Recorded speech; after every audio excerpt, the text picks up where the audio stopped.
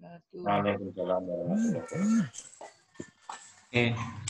Bismillahirrahmanirrahim. Alhamdulillahi rabbil alamin wassalatu wassalamu ala asyrafil anbiya'i wal mursalin wa ala alihi wa sahbihi ajmain. Allahumma faqihna fid din wa 'allimna at-ta'wil. Amin ya rabbal alamin. Amin ya. Pertama kali saya ucapkan selamat bergabung kepada Bapak Ibu yang mungkin baru bisa bergabung malam ini ya sebagai anggota baru. Begitu juga untuk bapak-bapak atau ibu-ibu yang lain yang sudah bergabung di program Nahu 1 sejak awal. Yang mudah-mudahan semuanya berada dalam kondisi sehat walafiat. Ya, mudah-mudahan kita semua sehat dan senantiasa diistiqomahkan dan keinginan kita diperdalam untuk mempelajari hal-hal yang berkaitan dengan bahasa Arab ini. Amin ya rabbal alamin. Oke, pertemuan malam ini sebenarnya adalah pertemuan yang di luar jadwal ya. Pertemuan di luar jadwal yang sengaja kita bikin atau kita buat untuk review ya, untuk mengulang-ulang materi yang sudah kita bahas di Nahu 1 kemarin dengan tujuan mudah-mudahan bagi Bapak Ibu yang baru bergabung itu nanti bisa mengikuti juga dari awal. Kemudian bagi Bapak Ibu yang mungkin kemarin ada yang masih ada yang belum paham di bagian-bagian materinya, nah itu nanti bisa ditanyakan atau kita diskusikan insya Allah. Oke. Pertama saya ingin menjelaskan dulu bahwa ilmu Nahu, ya kita kan sekarang dalam ilmu Nahu 1 ya. Nah ilmu Nahu dan Shorof ini adalah ilmu yang berkenaan dengan kemampuan membaca teks, ya, kemampuan dalam baca ataupun menganalisis teks. Nah, tapi bukan berarti materi atau pelajaran Nahu Shorof ini tidak membantu kita dalam berbicara, ya. Nanti Nahu Shorof ini juga otomatis akan membantu kita dalam memperbagus bahasa dalam berbicara. Nah, jadi bukannya tidak ada kaitan ya, tapi ada kaitan, tapi sebahagian besarnya Nahu Shorof ini digunakan untuk membaca dan menulis teks bahasa Arab. Nah, apa perbedaan antara Nahu dan Shorof? Nah, dua-duanya sebenarnya sama-sama kaidah ya, sama-sama ilmu kaidah bahasa Arab, tapi objek bahasanya beda. Objek bahasanya berbeda. Nah, kalau ilmu Nahu, objek bahasanya adalah perubahan akhir kata. Ya, perubahan akhir kata ketika posisinya berubah. Ya. Nah, mungkin kalau kita baca Quran, lafaz Allah saja, nah itu kan nanti ada yang Allahu, ada Allahi, kemudian ada juga yang Allah ya. Nah, itu tiga-tiganya kan ada bacaannya. Allahu, Allahi, kemudian Allah. Nah, kenapa bacaannya bisa beda-beda? Ya, kenapa bacaannya bisa berbeda? Apa penyebabnya? Nah, kemudian apa efek makna yang dimunculkan ketika harkat akhirnya berubah? Nah, itu dipelajari dalam ilmu Nahu. Ya, ilmu yang mempelajari perubahan akhir kata. Kemudian kalau Shorof itu nanti mempelajari tentang perubahan bentuk kata. Ya, perubahan bentuk kata dari satu bentuk ke bentuk yang lain. Nah, itu Shorof namanya. Nah, kalau dalam bahasa Indonesia kita sering mendengarkan ada kata benda, kata kerja kita ubah menjadi kata benda misalnya. Atau kata berimbuhan ya. Nah, kata berimbuhan. Misalnya misalnya buka ya, buka kemudian membuka, dibukakan, terbuka dan lain sebagainya. Nah, perubahan-perubahan kata dari buka, membuka, dibuka dan lain sebagainya, nah itu nanti objek dari ilmu shorof. Ya, ilmu shorof itu nanti lebih ke bagaimana cara kita mengenal pola perubahan kata yang akibatnya nanti adalah terhadap makna dari kata tersebut. Nah, jadi itu bedanya. Kalau nahwu perubahan akhirnya, perubahan harkat akhirnya, tapi kalau shorof adalah perubahan bentuknya. Nah, itu beda antara ilmu nahwu dan shorof. Nah, dalam program ini, masing-masing nahwu shorof ini akan kita selesaikan dalam 6 tingkatan. Ya, nah ini kita sudah rancang. Kalau seandainya kita khatam 6 tingkatan ini, nah itu seharusnya kita sudah bisa membaca teks, menganalisis maknanya, kemudian memahami. Nah, itu target ya, itu target. Nah, jadi mudah-mudahan apa yang kita usahakan ini target akhirnya bisa sama semua. Nah, oleh sebab itu kita sama-sama berusaha ya. Saya pribadi berusaha untuk menampilkan atau untuk menyajikan semudah mungkin. Nah, Bapak Ibu semua juga berusaha untuk memahami, mengulang, dan mengaplikasikannya dalam teks-teks Al-Quran ataupun teks hadis yang dibaca gitu. Nah, jadi saling usaha ya. Kita saling berusaha, mudah-mudahan Allah ngasih apa yang kita harapkan. Amin ya rabbal alamin. Oke. Nah, sekarang kita langsung review saja materi nahwu 1 kemarin. Ya. Nah, ini reviewnya secara global ya, secara global, secara umum.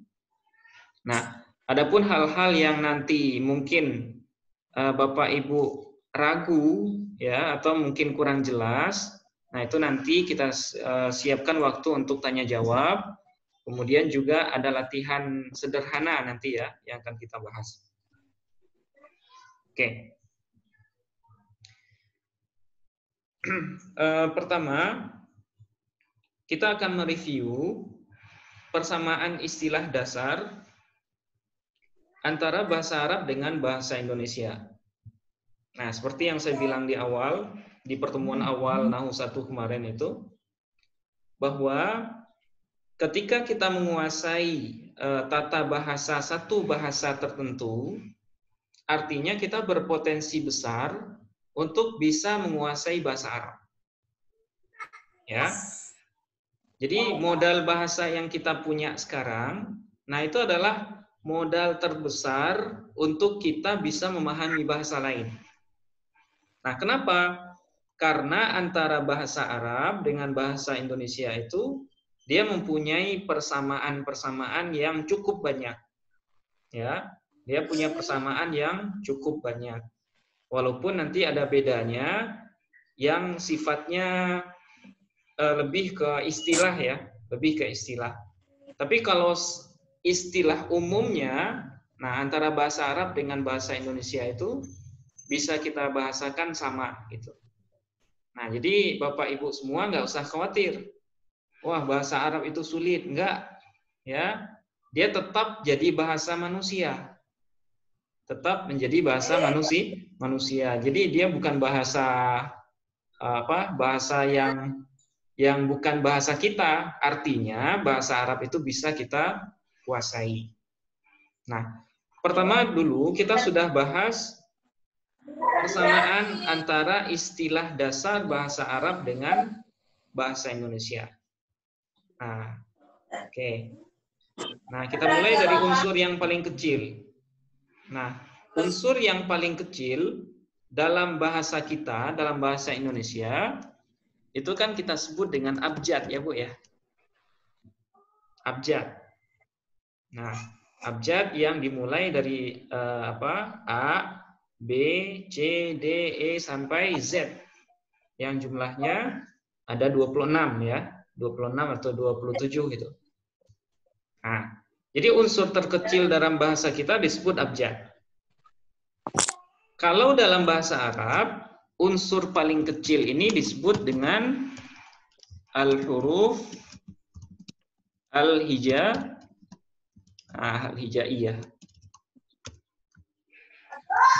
Oke, al-huruf al-hijaiyah. Nah, jadi abjad. Nah, saya yakin semua kita yang ada di grup sudah paham dan sudah hafal dengan abjad atau huruf hijaiyah. Yang dimulai dari alif, ba, ta, sa, jim, ha, kha, dal sampai ya. Nah, itu disebut dengan huruf hijaiyah. Nah, jadi huruf hijaiyah adalah unsur paling kecil dalam bahasa Arab yang sama dengan abjad, ya. Oke. Kemudian abjad, ya, abjad kita susun dalam bahasa Indonesia itu akan menyebabkan adanya kumpulan huruf, ya, kumpulan huruf yang punya makna. Nah, kumpulan huruf ini disebut dengan kata, ya kan? Disebut dengan kata. Misalnya saya, kamu, dia, kami, dan lain sebagainya. Nah, itu disebut dengan kata. Yang dalam bahasa Arab disebut juga dengan al-kalimah. Nah, ini apa namanya? Istilah yang sangat sering saya sebut, yaitu kalimah. Jadi istilah kata dalam bahasa kita sama dengan kalimah dalam bahasa Arab. Oke, al-kalimah. Yang mana nanti kalimah ini pembahagiannya ada tiga. Ada isim, ada fiil, ada haraf. Ya, isim kata benda, fiil itu kata kerja, kemudian haraf itu kata penghubung. Nah, itu. Nah, itu kumpulan huruf. Kemudian kumpulan kata. Kata kita gabungkan, itu akan membentuk kalimat dalam bahasa Indonesia. Ya kan? Nah, dalam bahasa Arab, kalimah ini nanti disebut dengan istilah al-kalam. Ya, al-kalam. Oke, ini sudah review, jadi saya sebutkan secara global ya. Oke. Jadi kumpulan kata dalam bahasa kita disebut kalimat, tapi dalam bahasa Arab disebut dengan kalam. Oke. Nah, kemudian kumpulan kalimat, ya, misalnya saya pergi ke pasar. Ya, nah kalau dalam bahasa Arab, adhabu ila suq, ya, saya pergi ke pasar. Nah, itu kalam namanya ya. Nah, istilahnya kalam. Nah, ketika kalimat dalam bahasa Indonesia kita gabung, nah itu nanti akan membentuk istilah yang disebut dengan faqrah. Ya, paragraf ya. Paragraf. Bahasa Indonesia paragraf. Nah, dalam bahasa Arab, paragraf ini disebut dengan al-faqrah. Ya, al-faqrah. Nah, faqrah ini sama dengan paragraf dalam bahasa Indonesia. Oke, kemudian kumpulan paragraf. Ya, paragraf-paragraf itu kita susun. Nah, itu nanti akan membentuk namanya artikel ya atau makalah. Nah, ini istilah dalam bahasa kita. Adapun dalam bahasa Arab, nah, artikel atau makalah ini disebut juga dengan al-maqalah atau bisa juga disebut dengan al-kitabah. Ya, al-maqalah atau al-kitabah. Al-maqalah. Oke, al-maqalah atau al-kitabah. Oke, nah ini kumpulan paragraf. Nah, kemudian yang terakhir kumpulan makalah dalam bahasa kita disebut dengan buku ya. Jadi makalah-makalah atau artikel itu kalau kita jilid atau kita satukan, nah itu akan membentuk istilah disebut dengan buku ya atau majalah. Nah, buku atau majalah. Nah, dalam bahasa Arab disebut juga dengan al-kitab atau al-majallah. Oke, al-kitab atau al-majallah.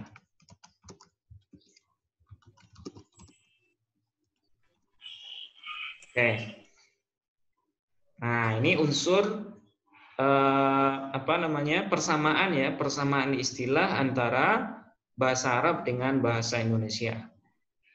Nah, jadi istilah yang di Arab ini akan sering saya sebut, terutama kalimat dengan kalam. Nah, ini insya Allah dalam setiap pertemuan pasti akan kita sebut ini. Kalimat, kemudian kalam. Oke.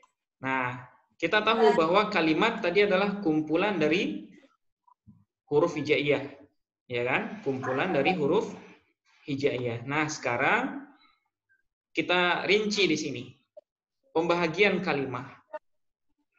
Nah, dalam bahasa Arab, kalimah ya atau kata dalam bahasa kita itu dibagi menjadi 3, seperti yang sempat saya jelaskan tadi ya. Ada yang disebut dengan isim, ya, atau al-ismu, ya, al-ismu. Kemudian ada yang disebut dengan al-fi'lu. Kemudian ada yang disebut dengan al-harfu. Nah, jadi kalimat dalam bahasa Indonesia ini, dalam bahasa Arab, cuman ada 3 istilahnya. Ya, ada isim, kemudian ada fiil, kemudian ada harf. Ya, al-harf. Nah, isim. Nah, apa itu isim? Nah, isim dalam bahasa kita disebut juga dengan kata benda. Nah, kata benda ya. Pokoknya semua nama benda. Nah, itu namanya isim. Nah, apa contohnya? Ya, misalnya baitun. Ya, baitun rumah. Ya kan? Atau nama orang Muhammadun. Nah, ini isim semua. Ya, baitun Muhammadun, atau misalnya apa lagi? Hasub. Ya, komputer misalnya, hasub. Nah, ini juga isim. Kenapa isim? Karena dia menunjukkan benda. Nah, ini. Nah, ini namanya isim. Oke. Kemudian yang kedua, ada namanya fiil. Ya, fiil. Apa itu fiil? Nah, dalam bahasa kita disebut juga dengan kata kerja. Nah, kata kerja. Nah, apa contohnya kata kerja? Nah, misalnya nasoro ya, menolong. Oke. Telah menolong. Kemudian yansuru, sedang menolong. Kemudian unsur misalnya. Ya, unsur, tolonglah. Nah, ini 3-3-nya disebut dengan fiil atau kata kerja. Ya, kenapa kata kerja? Ya karena dia mengandung makna pekerjaan. Nah, kemudian dia juga mengandung makna yang berbeda-beda. Nah, jadi nanti kata kerja ini dalam bahasa Arab itu nanti bisa dibagi 3. Ada yang disebut dengan fiil madhi namanya. Kemudian ada yang disebut dengan fiil mudhari. Kemudian ada yang disebut dengan fiil amar. Nah, ini nanti rinciannya akan kita bahas di Nahwu 2 ya, insya Allah. Nasara ini artinya telah, ya, telah menolong. Yansuru sedang atau akan menolong. Kalau unsur, tolonglah. Nah, itu bedanya. Kalau unsur, tolonglah. Nah, nasara fi'il madhi, yansuru ini fi'il mudhari, kemudian unsur adalah fi'il amar. Oke, terus kemudian yang terakhir kalimah itu yang ketiga ya, jenis dari kalimah yang ketiga itu adalah haraf namanya. Dalam bahasa kita disebut juga dengan kata penghubung. Ya, kata penghubung. Nah, apa contohnya? Ada min, dari, ada waw, wa, ada dan ya. Kemudian ada lam misalnya. Belum ya, lam, belum. Waw ini dan. Kemudian min. Nah, dari. Nah, ini disebut dengan kata penghubung nanti ya. Nah, ini ada juga rinciannya. Insya Allah nanti di Nahwu 2 akan kita selesaikan. Nah, ini. Nah, ini pembahagian kalimah. Atau pembagian dari unsur yang kedua ini. Unsur yang kedua.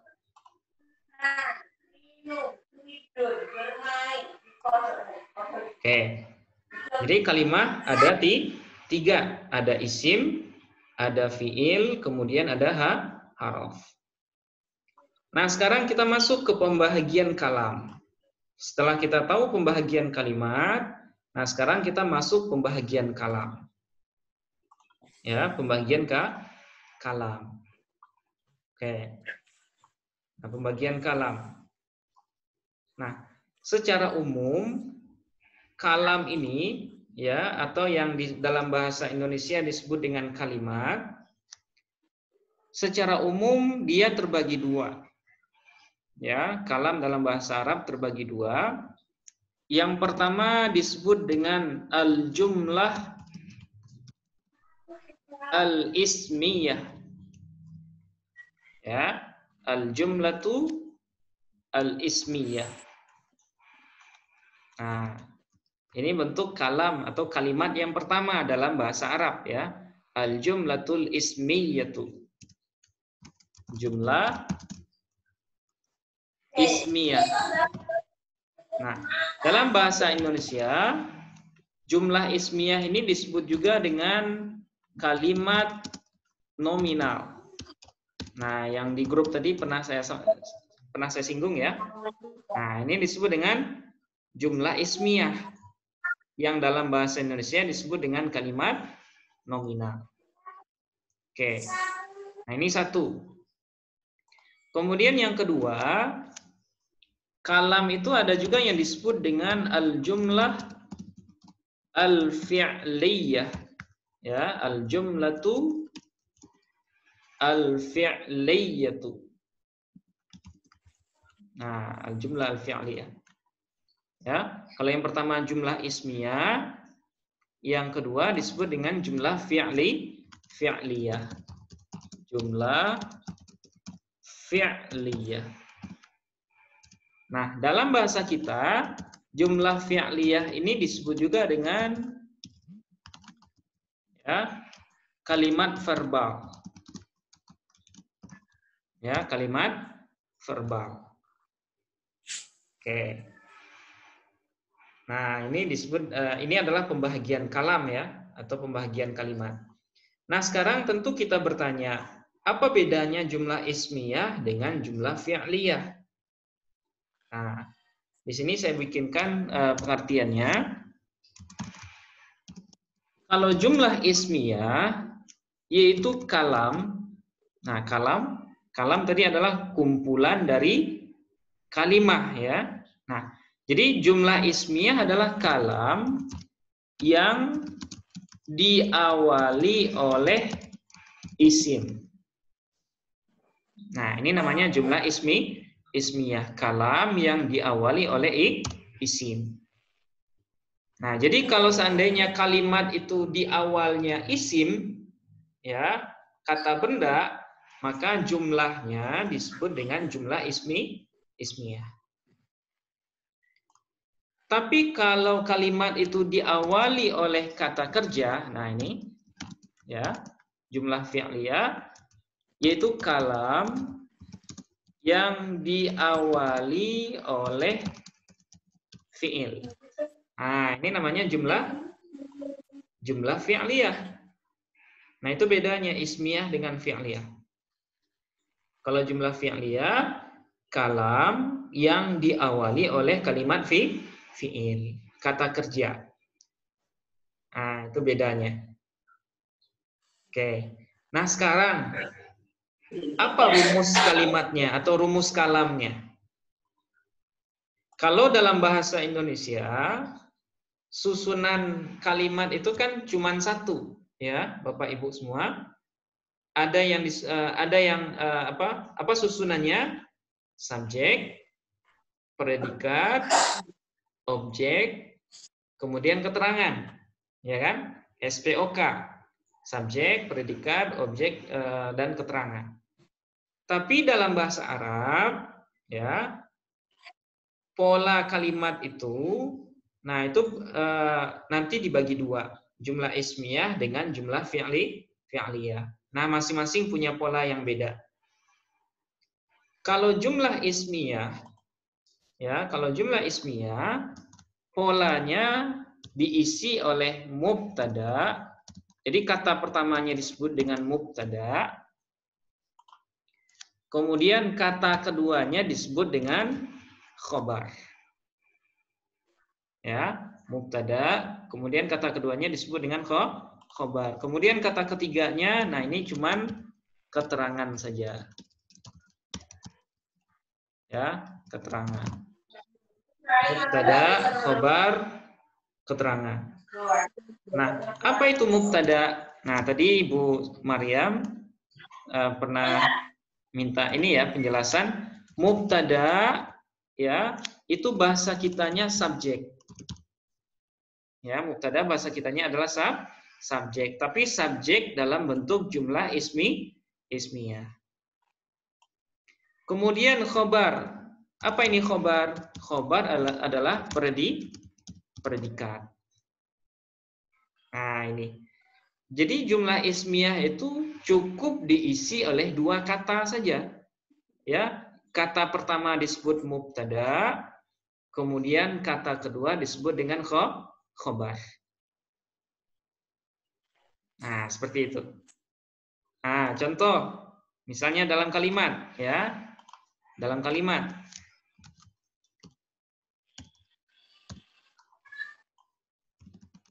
Nah, misalnya seperti ini. Ya. Nah, ini sudah kalam dalam bahasa Arab. Nah, apa bacaannya? Muhammadun Thalibun. Nah, Muhammadun Thalibun. Muhammad adalah seorang siswa. Nah, ini sudah mubtada khobar. Dia disebut dengan jumlah ismiyah. Kenapa jumlah ismiyah? Karena dia diawali oleh kata benda. Nah, Muhammad ini kan kata benda. Isim ya, nama orang. Karena dia diawali oleh kata benda, maka nama kalamnya disebut dengan jumlah ismiyah. Tapi posisi katanya di sini namanya adalah sebagai mubtada. Kemudian thalibun di sini adalah sebagai khobar. Nah, keterangan bisa kita isi, bisa kita kosongkan. Nah, misalnya Muhammadun thalibun fil ma'hadi. Ya, fil ma'hadi. Nah, misalnya kita kasih keterangan seperti ini. Muhammad adalah seorang siswa di pesantren. Nah, fil ma'hadi ini keterangan saja. Nah, perlu kita ingat di sini kalau mubtada berbentuk tunggal, ya isim mufrad. Nah, Muhammad ini kan tunggal, satu orang ya. Maka harkatnya dhammah. Itu makanya kita baca Muhammadun. Ya, begitu juga dengan khobar. Kalau dia tunggal, nah itu harkat akhirnya adalah dhammah. Oke, Muhammadun thalibun fil ma'hadi. Oke, atau contoh lain, misalnya Bakrun atau misalnya al-baitu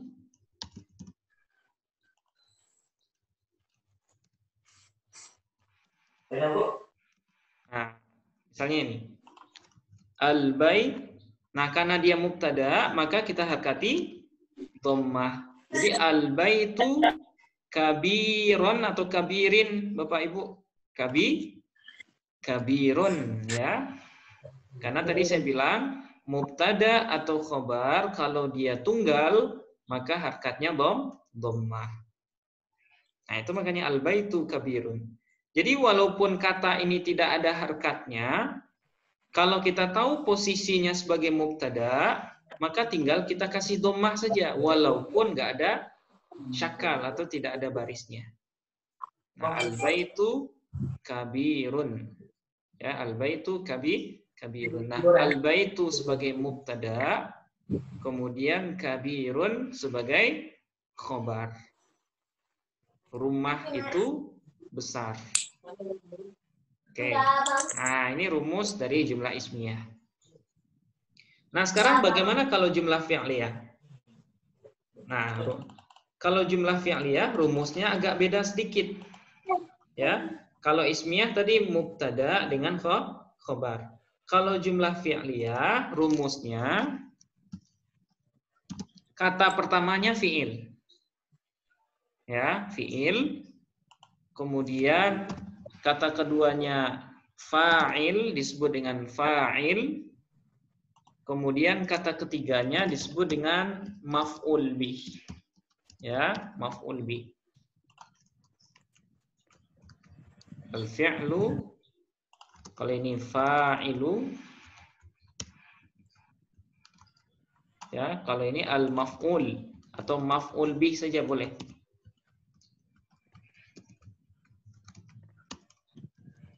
Oke. Al-fi'lu, al-fa'ilu, kemudian maf'ul bih. Nah, jadi jumlah fi'liyah adalah jumlah atau kalam yang rumusnya terdiri dari fi'il, kemudian fa'il, kemudian maf'ul bih. Nah, apa itu fi'il? Fi'il di sini posisinya sebagai predikat. Ya, fi'il tadi kan kata kerja. Tapi dalam jumlah fi'liyah dia posisinya dalam bahasa kita ya itu sebagai predikat. Kemudian fa'il disebut dengan subjek. Ya, disebut dengan subjek. Kemudian maf'ul bih disebut dengan objek. Nah, jadi jumlah fi'liyah agak beda susunannya dengan bahasa Indonesia ya. Kalau bahasa Indonesia kan subjek duluan, subjek, predikat, objek. Ya kan? Tapi dalam bahasa Arab, dalam jumlah fi'liyah itu justru predikatnya yang didahulukan. Ya, predikatnya yang didahulukan. Predikatnya berbentuk apa? Berbentuk fi'il. Oke. Nah, berbeda dengan predikat dalam jumlah ismiyah. Ya, predikat dalam jumlah ismiyah namanya khobar. Ya, tapi predikat dalam jumlah fi'liyah namanya fi'il. Nah, kemudian setelah fi'il itu ada namanya fa'il ya, subjek. Kemudian setelah fa'il itu maf'ul bih. Maf'ul bih ini objek namanya. Nah, ini beda antara jumlah ismiyah dengan jumlah fi'liyah. Oke, sekarang kita contohkan ya. Nah, misalnya dalam Quran itu ada kalimat ja'alallahu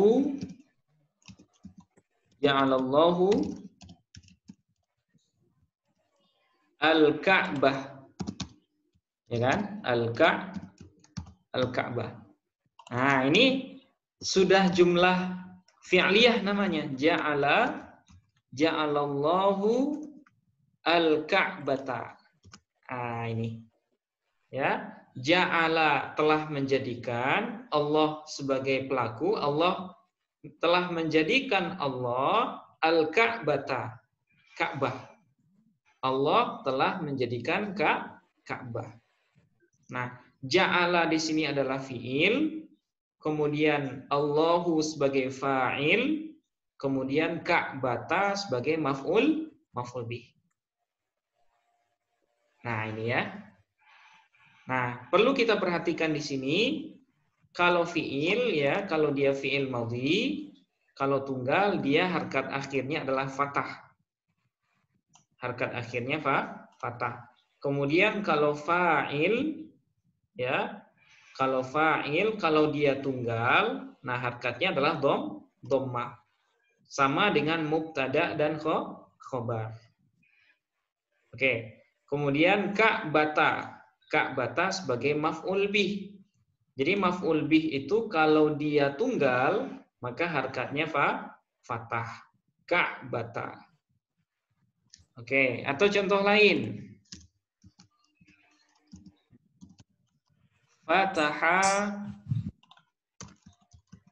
Bakrun Alba. Nah, polanya cukup yang satu di atas ini. Nah, tinggal mindahin aja. Fataha bacanya Bakrun ya, Bakrun, kemudian Albaba. Nah, Albaba. Nah, kenapa Bakrun? Karena dia sebagai fa'il.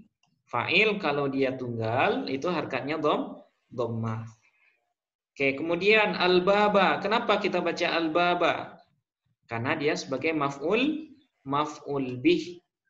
Maf'ul bih kalau dia tunggal berharkat fathah. Nah, seperti ini. Jadi sangat gampang sekali. Walaupun ini tidak ada barisnya, tapi ketika kita sudah tahu pola ini, pasti kita bisa membaca. Ya kan? Fataha Bakrun Albaba. Nah, seperti ini. Oke, nah inilah pembagian kalam. Ya kan? Jadi pembagian kalimat tadi ada 3. Ada isim, ada fi'il, ada haraf. Tapi kalau pembagian kalam ada 2. Ada jumlah ismiyah, ada jumlah fi'liyah. Oke, nah seperti ini.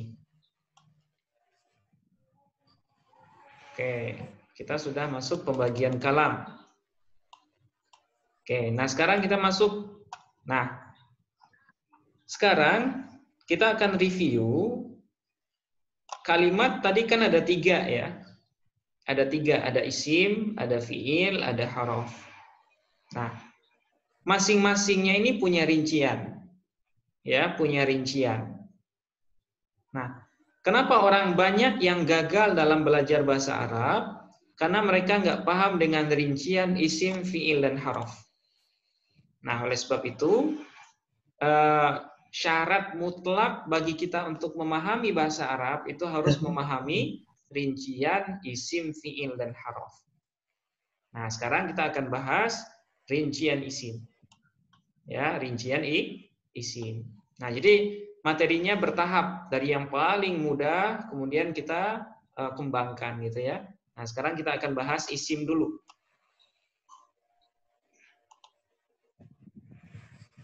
Oke, isim ya. Nah, adapun fi'il dengan haraf itu akan kita bahas di Nahwu 2 insyaallah. Oke, sekarang kita masuk rincian isim. Oke. Nah, apa itu isim? Ya, secara mudah isim tadi kan kata benda.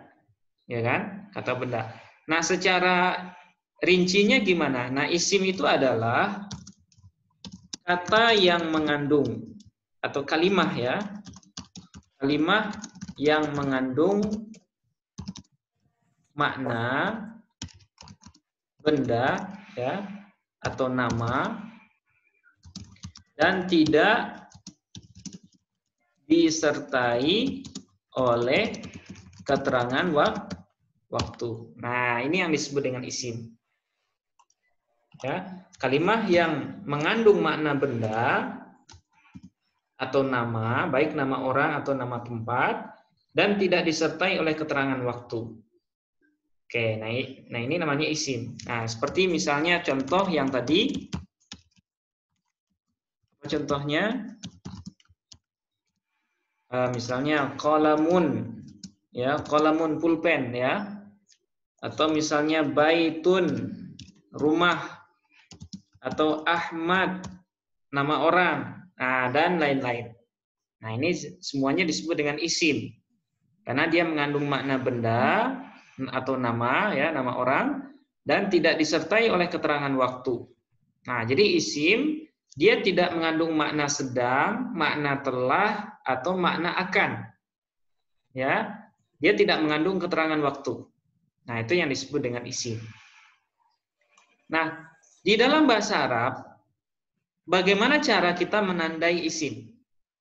Kalau ini kan kita tandai Ahmad ini sebagai isim, itu kan dari maknanya kan. Ahmad ini kan nama orang. Qalamun. Qalamun ini kita tahu isimnya kan dari maknanya ya. Qalamun itu kan pulpen. Nah, pulpen itu kan benda. Nah, berarti dia isim. Baitun juga seperti itu.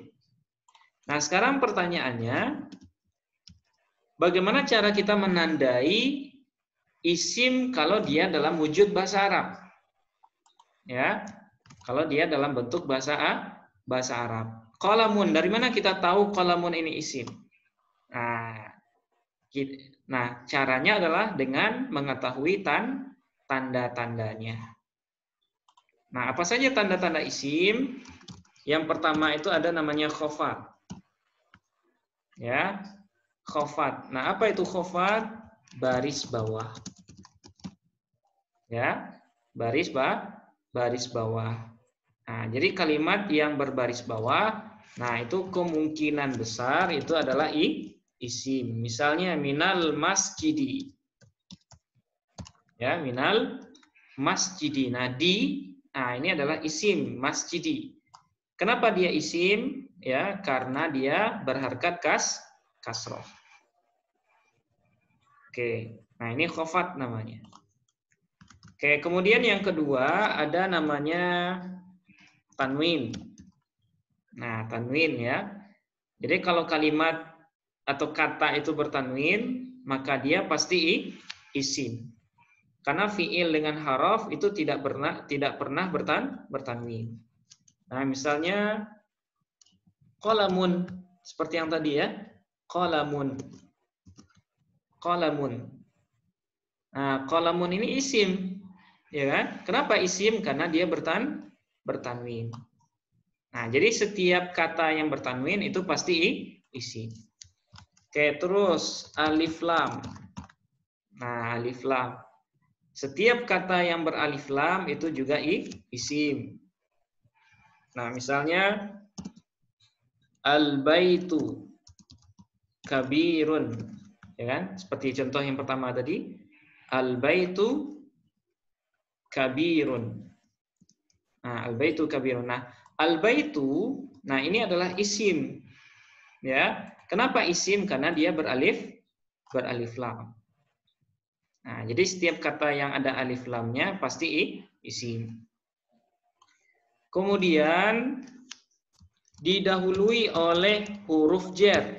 Nah, ini yang sering ada dalam kalimat itu huruf jar, ya. Didahului oleh huruf jar.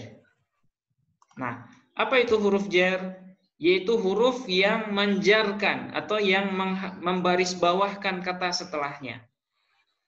Nah, kemarin sudah kita bahas jumlah hurufnya ada 20. Nah, jadi ada 20 kata yang disebut dengan huruf jar. Ya, kemarin ada min. Nah, di modulnya itu sudah saya sebutkan semua. Ada min, ada ila, hatta, khala, ada, hasya, fi, an, ala, mudh, mundhu, ruba, li, kai, wata, kabi, la'alla, mata. Nah, itu disebut dengan huruf jar. Ya. Nah, huruf jar ini kata setelahnya harus baris bawah kalau dia tunggal. Nah, misalnya fi. Nah, salah satu dari huruf jar itu adalah fi ya. Fis sama. Nah, misalnya ada fis sama ya. Fis sama u atau fis sama a. Fis samai. Nah, fis samai. Kenapa fis samai? Samai. Karena dia didahului oleh huruf jar. Ya kan? Nah, jadi fi ini adalah salah satu dari huruf jar yang 20. Nah, untuk melihat rinciannya, silakan Bapak Ibu buka kembali modul yang menjelaskan tentang huruf jar. Fis samai. Nah, pertanyaannya as-sama ini isim, fiil atau huruf? Nah, jawabannya adalah isim. Kenapa isim? Karena dia diawali oleh huruf jar. Ya, karena dia diawali oleh huruf jar. Oke, kemudian tanda isim yang selanjutnya didahului oleh huruf qasam ya. Nah, masih ingat Bapak Ibu huruf qasam? Nah, ada 3 ya. Huruf qasam itu huruf yang digunakan untuk bersumpah. Waw, ba, ta. Nah, hurufnya 3.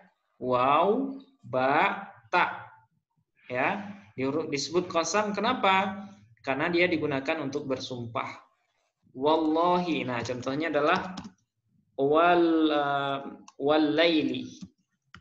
Dalam Quran surat Al-Lail, wal laili.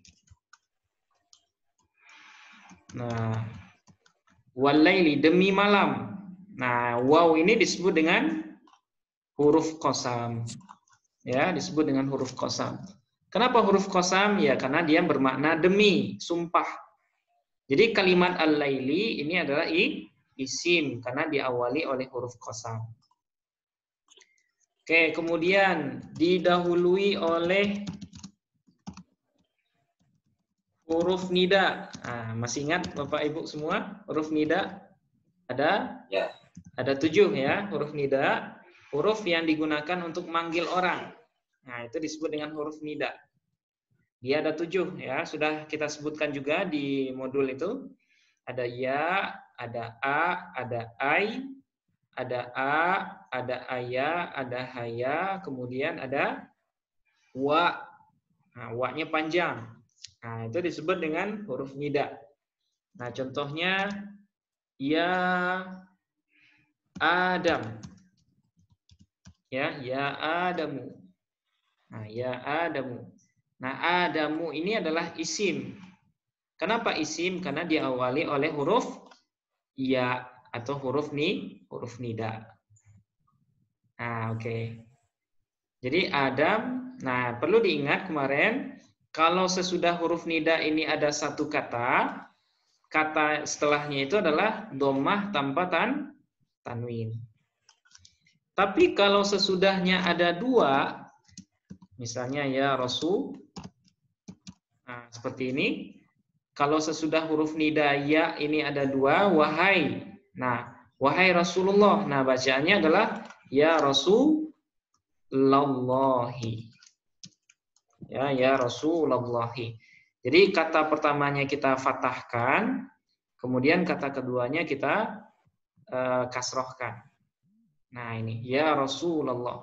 Tapi kalau satu ya Adamu, dhammah tanpa tanwin.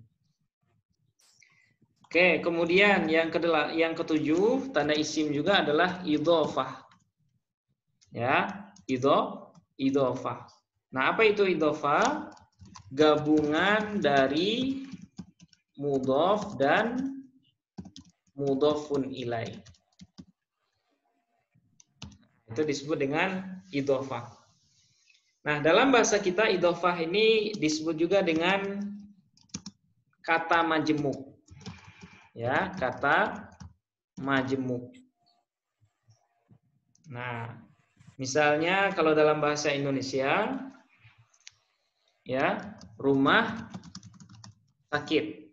Ya, rumah sakit. Nah, ini disebut dengan idhofah. Kata pertamanya disebut dengan mudhof, kata keduanya disebut dengan mudhofun ilaih. Ya, mudhofun ilaih. Nah, kalau kita contohkan dalam bahasa Arab, apa contohnya? Nah, contohnya misalnya Baitullah. Ya, Baitullahi. Ya, Baitullahi. Nah, baitu ini disebut dengan mudhaf, kemudian Allahi disebut dengan mudhafun ilaih namanya. Baitullah ini kan rumah Allah ya. Nah, ini dia satu kesatuan ya, tapi dia terdiri dari dua kata. Nah, itu disebut dengan kata majmuk Baitullah. Nah, kalau seandainya ditanya baitu ini isim, fiil atau haraf, jawabannya adalah isim. Kenapa isim? Karena dia idhofah kepada lafaz Allah. Nah, itu. Ya, nah ini tanda isim yang ketujuh. Namanya idhofah. Idhofah. Oke, terus yang terakhir namanya isnad ilaih ya. Isnad ilaih. Nah, apa itu isnad ilaih? Istilah lain untuk setiap kata yang berposisi sebagai mubtada atau fa'il. Ya, mubtada atau fa'il. Nah, ini disebut dengan isnad ilaih. Jadi setiap kata yang berposisi sebagai mubtada atau fa'il ya, maka dia pasti isim. Ya, dia pasti isim. Apa tanda isimnya? Nah, namanya adalah isnad ilaih. Ya, isnad ilaih. Nah, misalnya huwa maridun. Ya, dia sakit. Nah, misalnya bahasa Arabnya huwa maridun. Dia sakit. Nah, huwa di sini ya, huwa di sini adalah isim. Kenapa isim? Karena dia namanya isnad ilaih. Ya, karena dia berposisi sebagai mubtada di sini. Oke, nah ini tanda isim yang ke-8. Isnad ilaih. Oke. Nah, inilah 8 tanda isim. Jadi kalau kita ketemu dengan salah satu dari yang 8 ini, maka kalimat itu disebut dengan isim. Oke. Nah, itu ciri-ciri isim. Oke, terus pembahagian isim sekarang. Ya. Pembagian isim. Nah, secara umum kemarin ada berapa Bapak Ibu semua? Ada 2 ya. Ada isim mu'rab, kemudian ada isim mabni. Ya, ada isim mu'rab, kemudian ada isim mabni. Nah, apa bedanya mu'rab dengan mabni? Kalau mu'rab ya, mu'rab adalah setiap isim yang mengalami perubahan akhir. Perubahan akhir ini baik harkat atau huruf ya. Kapan itu terjadi? Ketika posisinya berbeda. Nah, ketika posisinya berbeda. Nah, ini yang disebut dengan isim mu'rab.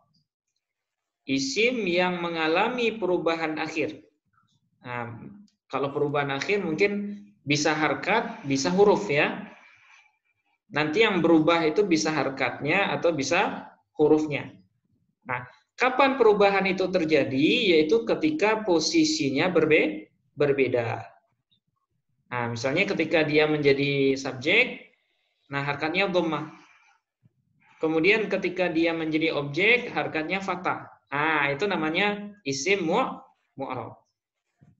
Yaitu isim yang berubah ketika posisinya berbeda.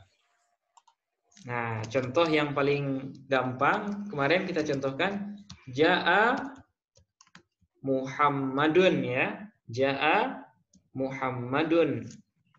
Oke, terus Ra'a Bakrun Muhammadan. Oke.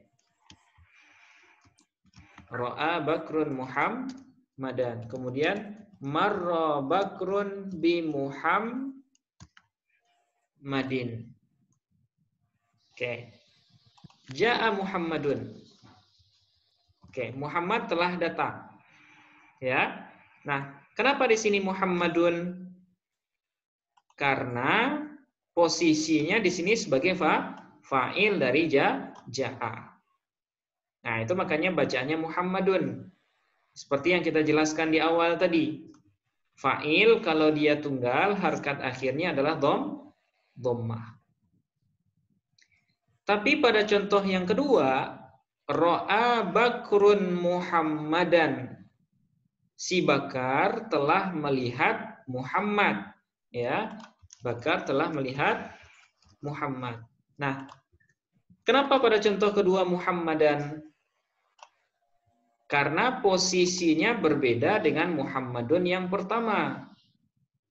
Muhammad yang kedua ini posisinya adalah sebagai maf'ul bih daripada ro'a. Ya, dia sebagai objek. Sementara kalau Muhammad yang di atas ini sebagai subjek atau sebagai fa'il namanya. Oke, terus yang ketiga marra. Nah, marra ini artinya bertemu. Marra Bakrun bi Muhammadin. Nah, beda lagi dia. Ya, sebelumnya Muhammadan, nah sekarang Muhammadin. Kenapa Muhammadin? Nah, karena dia didahului oleh huruf jer. Nah, bi ini adalah salah satu dari huruf jer. Nah, yang di sini tadi, Bu. Nah, ini. Jadi selain fi, ya, bi ini juga huruf jer. Sehingga kata setelahnya karena Muhammad ini mufrad atau tunggal, maka baris akhirnya adalah kasroh. Ja'a Muhammadun, ra'a Bakrun Muhammadan, marra Bakrun bi Muhammadin. Nah, karena dia berubah-ubah seperti ini, maka isim Muhammad ini disebut dengan isim mu'rab. Ya, disebut dengan isim mu'rab. Oke. Nah, ini bentuk gampang dari isim mu'rab ya. Oke. Ja'a Muhammadun, ra'a Bakrun Muhammadan, marra Bakrun bi Muhammadin. Nah, sementara kalau isim mabni ya, itu kebalikan dari isim mu'rab. Yaitu isim yang tidak mengalami perubahan akhir. Isim yang tidak mengalami perubahan akhir. Sekalipun posisinya berbeda. Ini disebut dengan isim mabni. Ya. Nah, contohnya kita samakan. Ja'a, nah, misalnya salah satu contoh isim mabni itu adalah hadza. Ya. Ini, ya, laki-laki ini misalnya. Telah datang orang ini atau laki-laki ini. Ja'a hadza. Kemudian contoh kedua, ra'a Bakrun hadza. Ya, ra'a Bakrun hadza. Si Bakar telah melihat orang ini. Nah, orang ini disebut dengan bentuknya sama dengan hadza yang sebelumnya. Padahal di sini posisi hadza adalah sebagai maf'ul bih. Ya, sebagai maf'ul bih sama dengan Muhammadan. Tapi kenapa dia tetap saja tidak mengalami perubahan? Karena dia tergolong isim mabni. Oke, terus yang ketiga marra Bakrun bihadza. Ya, marra Bakrun bihadza. Bakar telah bertemu dengan orang ini. Nah, kita perhatikan hadza, ya, hadza di sini bacaannya sama. Kenapa sama semua padahal posisinya beda? Ya, lagi-lagi karena dia isim mabni. Oke, karena dia isim mabni. Oke, nah inilah beda dari isim mu'rab dengan isim mabni. Oke, nah sekarang baru kita rumuskan bentuk perubahannya. Ya, dari contoh yang 3 ini, Ja'a Muhammadun, ra'a Bakrun Muhammadan, marra Bakrun bi Muhammadin.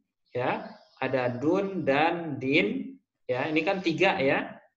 Nah, bentuk yang 3 ini dia mengalami nama perubahan. Nah, nama perubahannya itu ada 3. Ya, nama perubahan yang contoh yang 3 ini bisa kita klasifikasikan jadi 3 istilah. Ya, yang pertama disebut dengan rofa. Nah, Muhammadun ini nama perubahannya disebut dengan perubahan rofa. Kemudian Muhammadan ini disebut dengan perubahan nasab. Kemudian Muhammadin, nah ini disebut dengan perubahan jar ya, perubahan jar. Oke. Nah, sekarang apa itu perubahan rofa? Ya, atau apa itu yang disebut rofa? Yaitu ketika isim berposisi sebagai fa'il. Nah, Muhammadun tadi kan sebagai fa'il ya. Nah, sebagai fa'il, mubtada atau khabar. Nah, hukumnya disebut dengan rofa. Ketika isim berposisi sebagai fa'il, mubtada atau khabar, maka nama hukumnya disebut dengan rofa.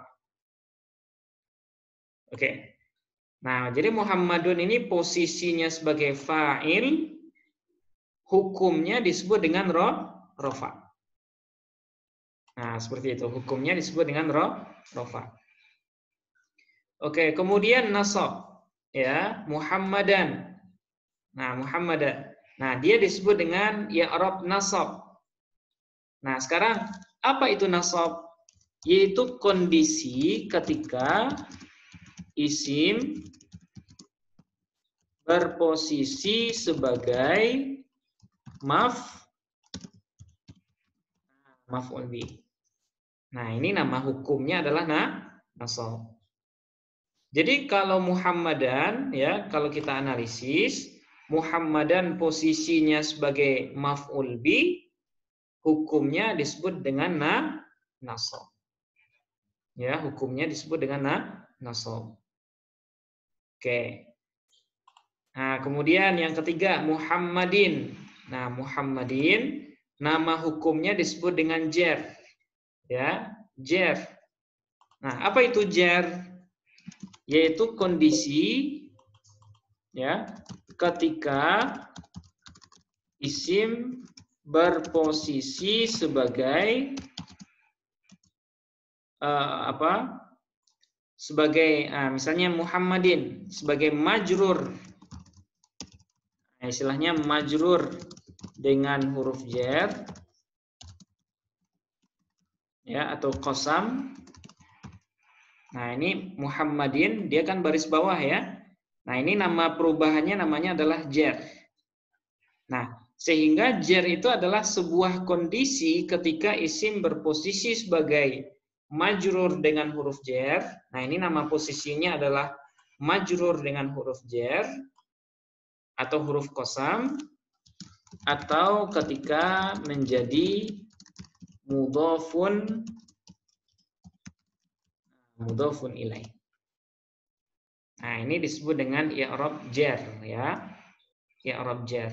Jadi Muhammadin kalau kita analisis posisinya adalah majrur dengan huruf jar.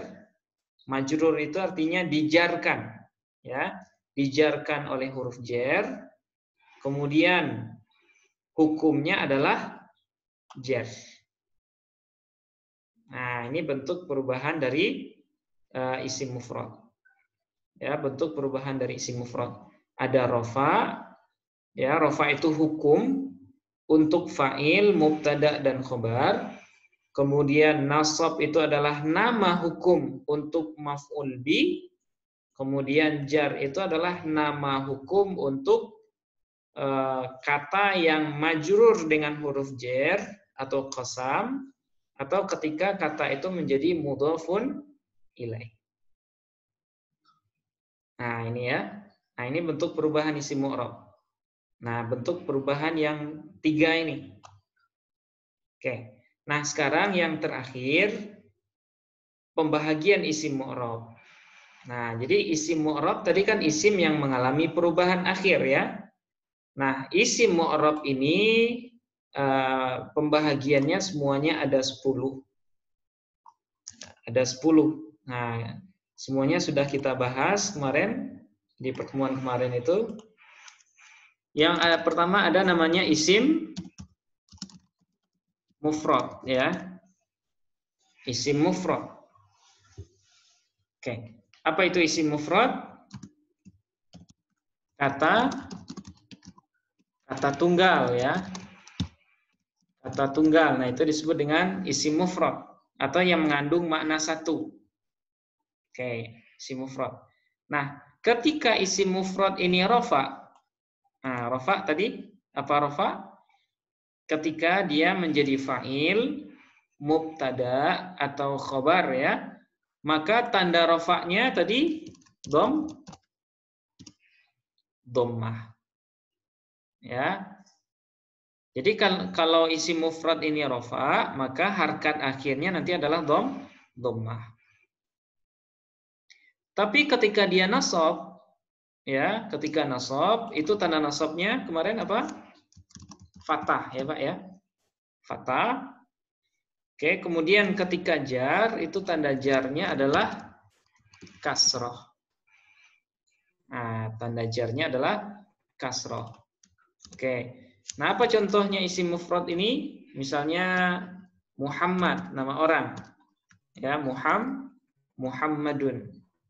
Nah, ketika rofa, ya, ketika rofa, contohnya Ja'a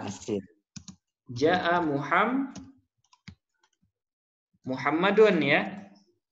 Oke, Muhammadun. Kenapa Muhammadun? Karena dia fa'il. Ya, karena dia terletak sesudah fi'il. Hukumnya rofa, tanda rofanya dhammah karena dia isim mufrad. Oke, karena dia isim mufrad. Oke. Terus ketika nasab, kita contohkan seperti yang tadi, ya. Ro'a Bakrun Muhammadan. Ya, ro'a Bakrun Muhammadan. Nah, ro'a Bakrun Muhammadan. Nah, Muhammadan di sini nama posisinya adalah sebagai maf'ul bih dari ro'a. Ya, sebagai objek dari ro'a, ya, hukumnya disebut dengan nasab. Tanda nasabnya fathah.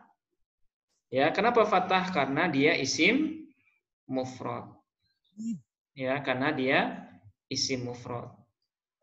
Oke, kemudian ketika jar. Nah, contohnya tadi marra Bakrun bi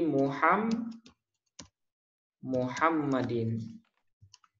Oke. Marra Bakrun bi Muhammadin. Nah, Muhammadin kalau kita analisis, ya, posisinya sebagai majrur dengan huruf jar, ya, karena dia terletak sesudah huruf jar. Kemudian hukumnya jar, ya, tanda jarnya kasroh. Alasannya adalah karena dia isim mufrad. Oke, nah ini jenis yang pertama dari isim mu'rab. Oke, kemudian yang kedua ada namanya isim tasniyah, ya. Tasniyah. Atau yang disebut juga dengan musanna. Oke, apa itu isim tasniyah, Bapak Ibu semua? Kata yang mengandung makna dua, ya. Nah, misalnya, caranya gampang, yaitu dengan menambahkan alif dan nun kasroh di akhir isim mufrad. Nah, itu disebut dengan isim tasniyah. Oke. Nah, apa rumus perubahannya? Nah, rumus perubahannya adalah ketika rofa kemarin dengan alif dan nun kasroh. Ya, alif dan nun kasroh. Terus ketika nasab, ya dan nun kasroh. Ya, kemudian ketika jar itu juga dengan ya dan nun kasroh. Dengan ya dan nun kasroh. Nah, ya dan nun kasroh. Oke, jadi Muhammadani kalau dia rofa itu bacanya adalah jaa. Kita contohkan lagi jaa Muhammadani ya. Jaa Muhammadani, bukan Muhammadun, bukan dengan dhammah lagi ya. Bukan jaa Muhammadanun, bukan. Kenapa bukan? Karena dia sudah berbeda jenis ya, karena dia sudah berbentuk isim tasniyah di sini. Nah, kalau dia tasniyah, akhirnya itu dengan alif dan nun kasroh. Jadi bacanya jaa Muhammadani. Ya, jaa Muhammadani. Kemudian ketika nasab, ya, ra'a Bakrun Muhammadaini. Ya, ra'a Bakrun Muhammadaini. Nah, bacanya beda, Muhammadaini. Tanda nasabnya apa? Ya dan nun kasroh. Begitu juga dengan jar. Nah, tanda jarnya kemarin adalah ya dan nun kasroh. Berarti bacaannya adalah Muhammadaini. Oke, Muhammadaini. Oke, ja'a Muhammadani, ra'a Bakrun Muhammadaini, marra Bakrun bi Muhammadaini.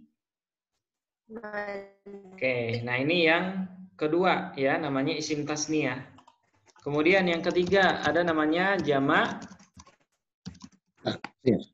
Jamak taksir ya. Jamak taksir adalah kata atau jamak yang tidak beraturan. Jamak tidak beraturan. Nah, yang biasanya dia berubah dari isim mufrad. Ya, berubah dari isim mufrad. Contohnya misalnya rijalun. Ya, rijalun. Nah, rijalun. Nah, ini adalah jamak taksir dari rajulun. Ya.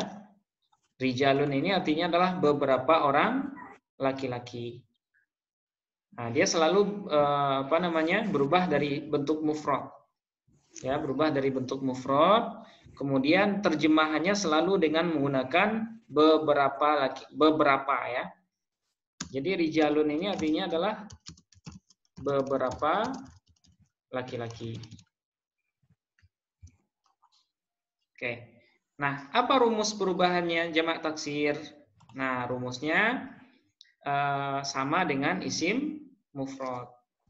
Ketika rafa dengan dhamma, ya. Ketika nasab harkatnya dengan fathah.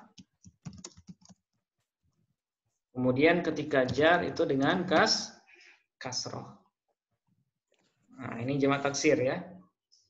Jamak taksir, jamak yang berubah dari bentuk mufradnya.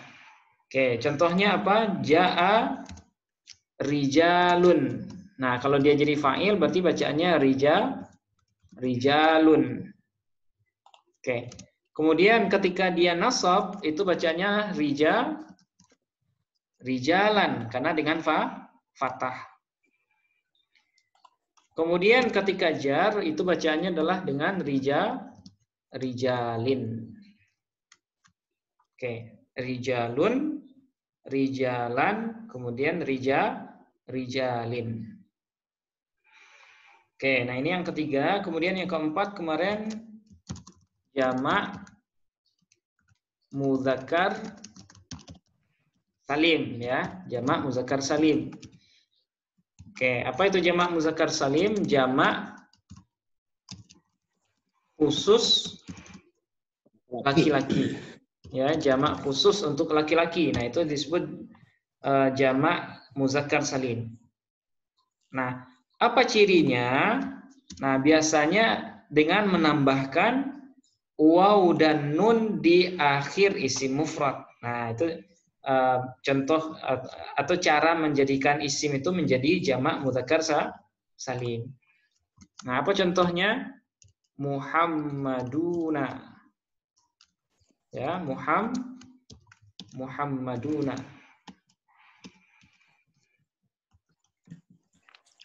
Nah, Muhammaduna ini adalah jamak mudzakkar salim dari kalimat Muhammad.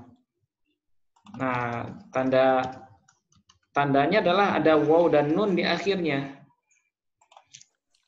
Nah, bagaimana cara nerjemah jamak mudzakkar salim?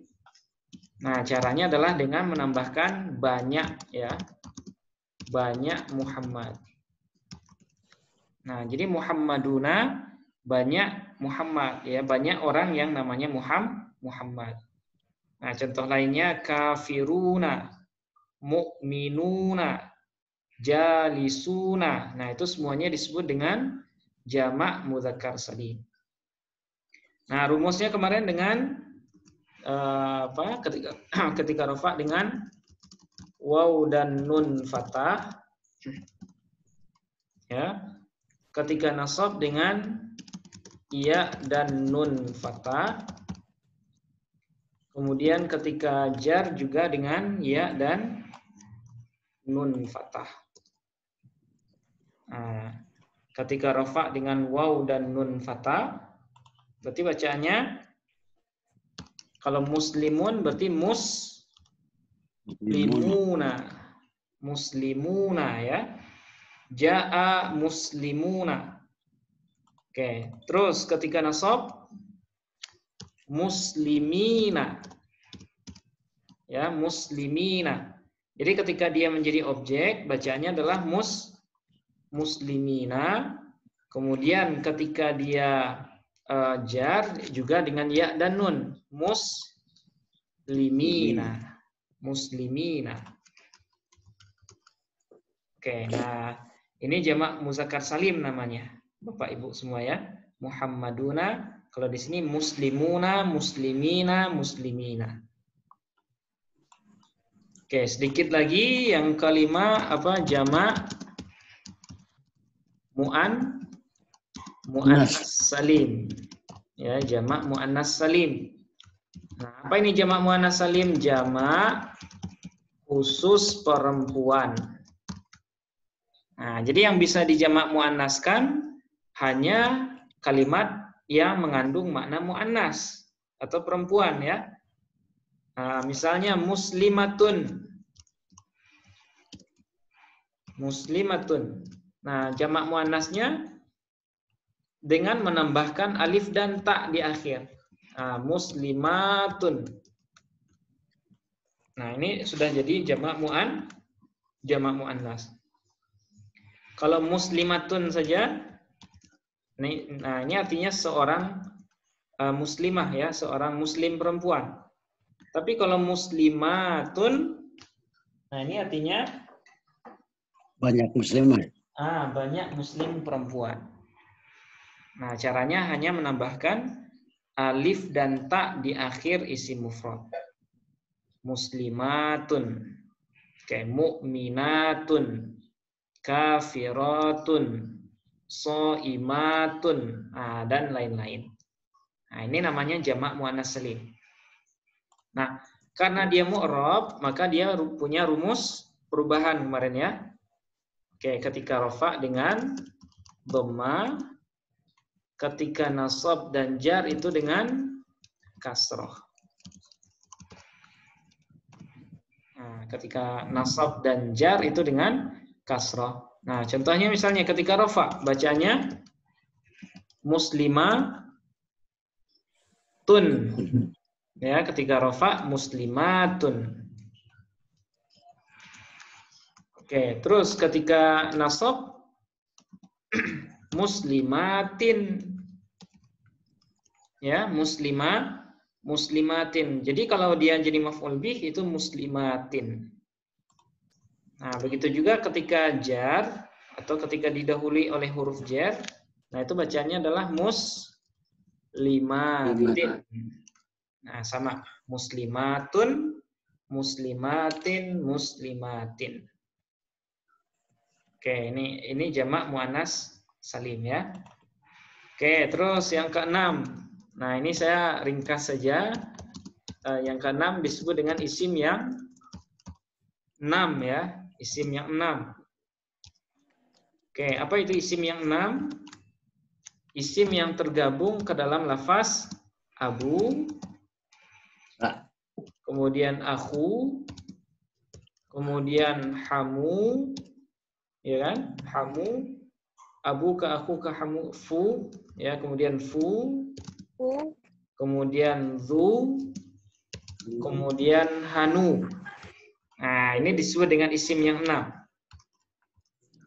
Ya, abu, aku, hamu, fu, zu, sama hanu. Nah, ini disebut isim yang 6 ya. Oke. Abu bapak, aku saudara laki-laki, hamu ini adalah mertua, ayah mertua, fu mulut ya, zu mempunyai, kalau hanu itu anu ya. Nah, nggak jelas ini ya, artinya hanu. Nah, jadi isim yang 6 ya, isim yang tergolong kepada salah satu dari yang 6 ini. Nah, itu namanya isim yang 6. Dan dia selalu idhofah kepada kata setelahnya. Nah, ini yang perlu diingat ya, isim yang 6 ini dia selalu menjadi mudhof. Dalam arti kata dia idhofah kepada kata setelahnya. Jadi setelah abu ini harus ada kalimat lain. Misalnya abu ka. Nah, ka-nya itu sebagai mudhofun ilaih. Oke, Abu Zaid. Nah, Zaid itu adalah sebagai mudhofun ilaih. Oke, nah rumus perubahannya ketika rofa itu dengan waw, ya, ketika rofa dengan waw, ketika nasab dengan alif, ketika jar itu dengan ya. Nah, ketika jar itu dengan ya. Nah, misalnya ketika rofa abu, misalnya jaa, telah datang Abu Bakar, berarti Abu Bakrin. Nah, jadi rinnya ini sebagai mudhofun ilaih. Nah, Abu ya karena dia rofa, nah tanda rofanya adalah waw. Abuka. Nah, abuka bisa, tapi kebetulan di sini ka-nya kita ubah jadi Bakrin ya. Abu Bakrin. Oke. Nah, sekarang bagaimana kalau Abu Bakrin ini kita posisi kita nasabkan? Nah, itu dengan alif. Jadi Aba Bakrin. Ya, Aba Bakrin. Nah, jadi aba dia dengan menggunakan alif. Oke. Tapi ketika jar itu dengan menggunakan ya, maka berubah menjadi Abi Bakrin. Nah, itu dengan menggunakan ya.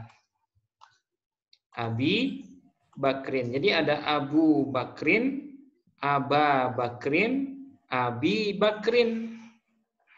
Apa bedanya? Kalau Abu, nah ini ketika rofa. Tanda rofanya waw. Kalau Aba, nah ini ketika nasab, tanda nasabnya adalah alif. Oke, kemudian kalau Abi, nah ini ketika jer ya, tanda jernya adalah ya. Oke, nah ini ya. Nah, ini isim yang 6. Oke, kemudian yang ketujuh ada namanya isim ghairu munsharif. Nah, isim ghairu munsharif. Nah, apa ini isim ghairu munsharif? Nah, ini rinciannya agak panjang, tapi saya nggak akan sebutkan semua. Jadi isim ghairu munsharif ini adalah isim yang tidak boleh bertanwin. Ya, dia tidak boleh bertanwin, sekalipun nanti di awalnya tidak ada alif lam. Nah, kapan itu? Ketika dia melengkapi 9 pola atau masuk dalam salah satu dari 9 pola, kemudian melengkapi 2 syarat umum. Nah, ini agak panjang, jadi reviewnya kayaknya nggak bisa sekaligus ya. Jadi nanti Bapak Ibu bisa baca-baca lagi rincian dari isim ghairu munsharif ini. Oke. Nah, jadi isim ghairu munsharif adalah isim yang tidak boleh bertanwin ketika dia berpola dengan salah satu yang 9, kemudian dia melengkapi 2 syarat umum. Ya, nah itu namanya isim ghairu munsharif. Nah, contohnya Ahmad. Ya, kalimat Ahmad. Ahmadu ya, Ahmad nama orang. Nah, ini nama orang Ahmadu nggak boleh dibaca Ahmadun. Kenapa nggak boleh? Karena dia isim ghairu munsharif. Ya, kenapa dia isim ghairu munsharif? Nah, alasannya pasti ada yang salah satu dari yang 9. Oke, masih ingat Pak? Kira-kira Ahmadu? Karena dia isim alam yang sesuai dengan wajan fiil. Oke, isim alam yang berwazan atau berpola fiil. Ya, isim alam yang polanya seperti fiil. Ahmad ini seperti fiil mudhari, af'alu. Ya, karena dia seperti fiil, maka dia tidak boleh bertanwin. Oke. Nah, apa rumus perubahannya ketika rafa itu dengan dhammah tanpa tanwin? Ketika nasab dengan fathah tanpa tanwin, ya. Kemudian ketika jar itu dengan fathah tanpa tanwin. Nah, ini rumus perubahan dari isim ghairu munsharif. Nah, misalnya ketika rafa menjadi fa'il, jaa Ahmadun atau Ahmadu? Ahmadu saja ya. Ahmadu tidak boleh bertanwin. Kenapa tidak boleh bertanwin? Karena dia isim ghairu munsharif. Oke, terus ketika nasab ra'a Bakrun Ahmada ya. Ahmada tidak boleh Ahmadan. Lagi-lagi karena dia isim ghairu munsharif. Oke, terus marra Bakrun bi Ahmada. Ya. Bi Ahmada. Kenapa Ahmada? Karena dia dijarkan oleh bi. Ya, bi Ahmada. Tanda jarnya adalah fathah. Nah, ini fathah tanpa tanwin. Oke, bi Ahmada. Kenapa fathah tanpa tanwin? Karena dia isim ghairu munsharif. Oke, karena dia isim ghairu munsharif. Oke, sudah 7. Nah, sekarang yang ke-8. Nah, yang ke-8 ini enggak terlalu susah. Yang ke-8 adalah isim maksur ya. Isim maksur. Oke, nah isim maksur adalah isim yang di akhirnya ada alif huruf alif, kemudian harkat sebelum alif itu fathah. Nah, itu namanya isim maksur. Nah, misalnya al-fatah. Ya kan? Contohnya kemarin al-fatah, seorang pemuda. Nah, ini disebut isim maksur. Kenapa? Karena dia diakhiri oleh alif. Nah, jadi yang berumah ya ini adalah alif sebenarnya. Kemudian harkat sebelumnya adalah fathah. Nah, ini namanya isim maksur. Nah, isim maksur karena dia diakhiri alif, tanda i'rabnya itu selalu dikira-kirakan. Ya, dikira-kirakan. Kenapa dikira-kirakan? Karena alif itu tidak bisa menerima harkat. Nah, sehingga tanda i'rabnya itu ketika rafa dengan dhammah muqaddarah. Ya, muqaddarah ini artinya dikira-kirakan. Kemudian ketika nasab dengan fathah muqaddarah, ya. Ketika jar itu dengan kasrah muqaddarah. Nah, muqaddarah ini artinya dikira-kirakan ya. Nah, jadi kenapa dhammahnya tidak bisa ditampakkan fata'u gitu ya? Kenapa nggak dibaca fata'u? Karena alif itu tidak bisa menerima harkat. Nah, jadi bacanya sama di di 3 tempat ini. ketika rafa al-fata, ya. Ketika rafa dibaca al-fata, ja al-fata. Oke. Kemudian ketika nasab, ja al-fata juga, ya. Ketika nasab dengan al-fata juga. Kemudian ketika jar al-fata juga. Nggak ada perubahan ya. Seolah-olah tidak ada perubahan, tapi sebenarnya dia berubah. Sebenarnya berubah. Kenapa tidak terlihat? Karena alif tidak bisa menerima harkat. Oke, ja al-fata, ra'a bakrun al-fata, marra bakrun bil fata. Oke, nah ini isim maksur. Oke, terus yang ke-9 isim mangkus. Ya, kemarin isim mangkus. Nah, apa itu isim mangkus? Nah, isim yang seperti al-qadhi. Nah, contohnya al-qadhi, ya. Nah, berarti apa ini isim mangkus?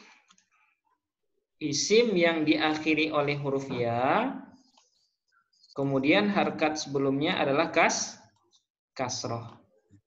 Nah, ini namanya isim mangkus. Nah, isim mangkus. Nah, apa perubahannya atau apa pola perubahan isim mangkus ini? Ketika rafa dia dengan dhammah muqaddarah, ya. Tapi ketika nasab dia dengan fathah zahir. Nah, khusus untuk isim mangkus, ketika nasab itu fathahnya zahir. Ya, fathahnya zahir.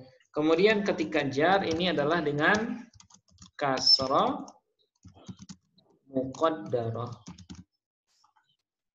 Kasrah muqaddarah. Nah, misalnya ja'al qadhi. Ya, ja'al qadhi.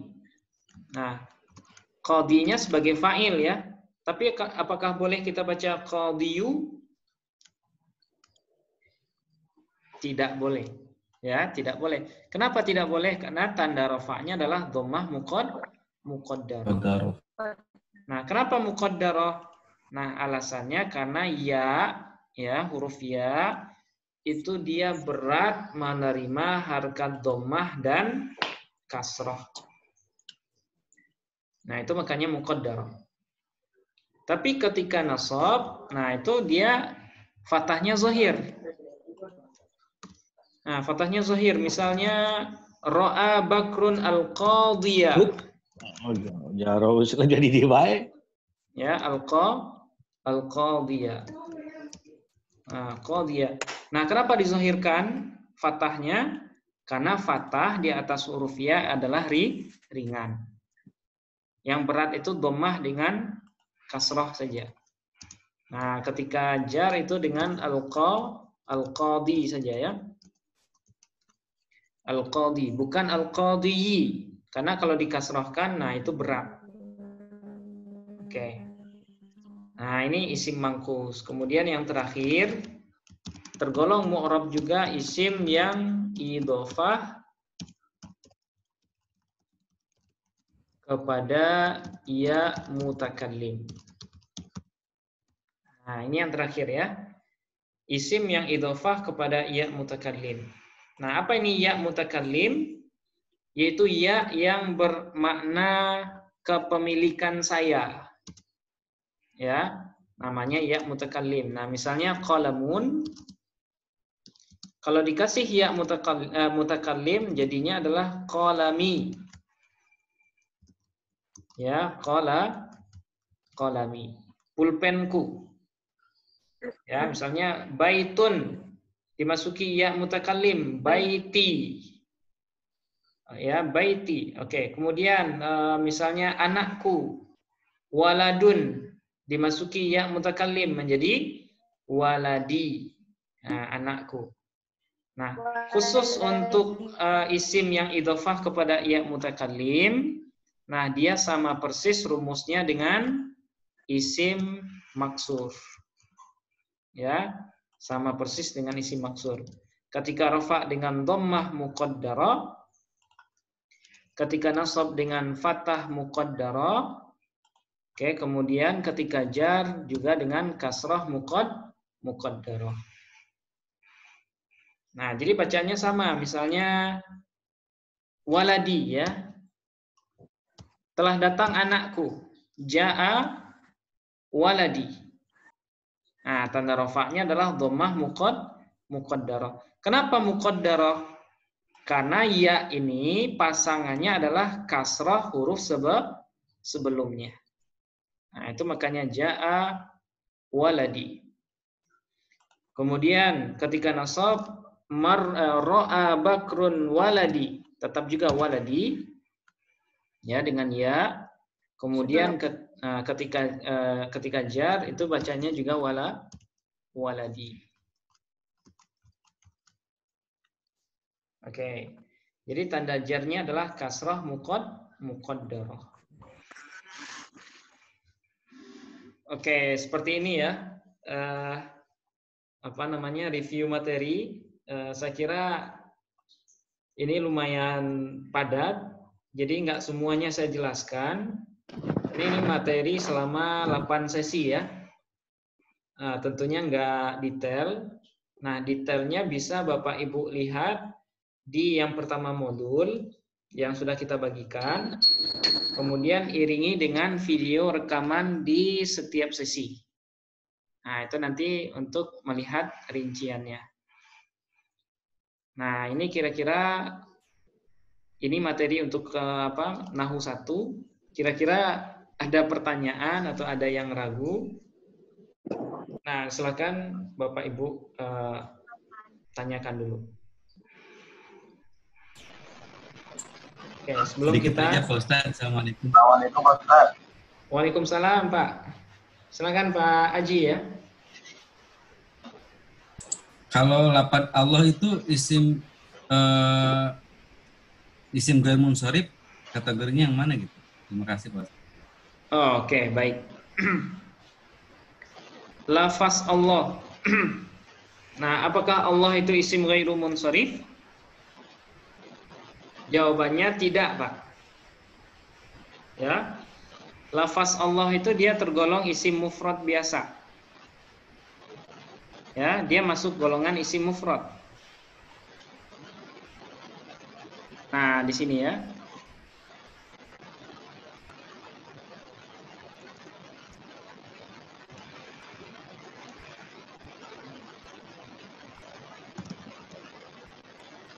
Kayak Allahu misalnya. Tapi tidak menerima tanwin Pak Ustaz ya. Tapi dia tidak tanwin karena dia beralif lam. Ya, karena dia beralif lam. Jadi Allah, ya, asal Allah ini adalah ilahun. Ya, ilahun yang dikasih alif lam. Ya. Jadi Allah asalnya adalah ilahun. Ya. Yang artinya Tuhan. Tapi ketika dia dikasih alif lam, artinya adalah Tuhan yang khusus. Yang namanya Allah. Nah, jadi Allah ini bukan ghairu munsharif, Pak. Dia tidak bertanwin ini ya, lam itu ya. karena dia beralif lam. Nah, ini adalah alif lam. Ya, karena rumusnya kan tanwin dengan alif lam itu tidak bisa bertemu dalam satu kata. Nah, itu makanya Allahu tidak bertanwin. Nah, seperti itu Pak Aji ya. Ya, terima kasih Pak Ustaz. Ya, berarti ini bukan isim ghairu munsharif. Oke, silakan Bapak Ibu yang lain. Ya, silakan Pak. Ya, silakan Pak. Untuk perubahan untuk setiap jenis isimnya Pak Ustaz, itu kan ada domah dan fathah ya Pak Ustaz ya. Iya. Nah, kapan dia domatain, kapan dia fatain misalnya Pak Ustaz? Oke, baik. Nah, saya juga masih bingung ya, karena Pak Ustaz. Oke, baik. Ya, secara umum,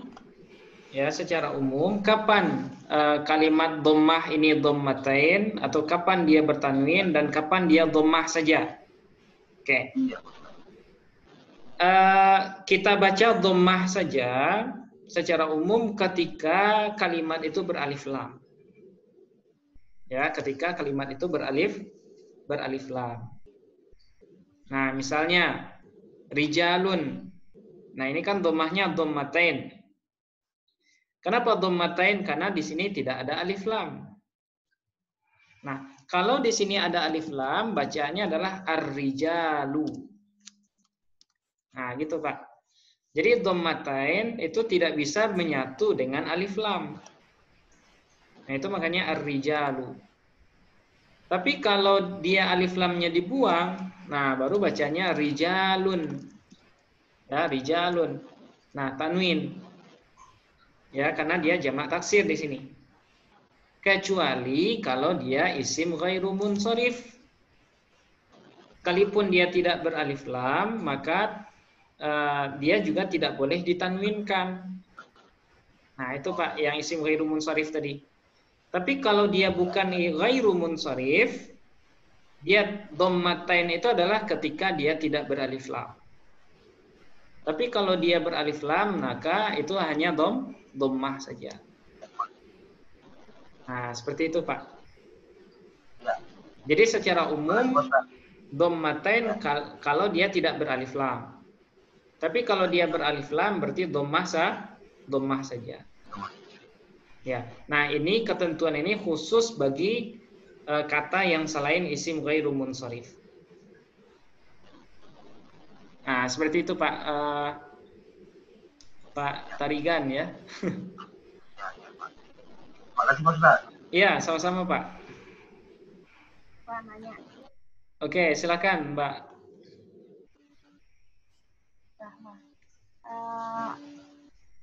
Di bab 3 itu yang bentuk perubahan isim mu'rab itu kan yang rafa itu ada mubtada, khobar, fa'il, dan yang lain-lainnya banyak. Kebetulan yang diterangin kan baru mubtada, khobar, dan fa'il.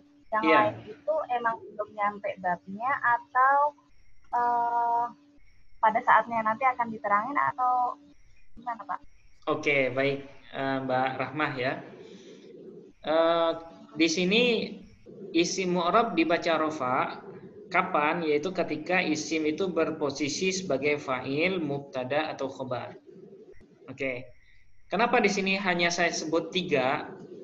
Ya benar, karena yang baru kita bahas itu cuman 3 ini.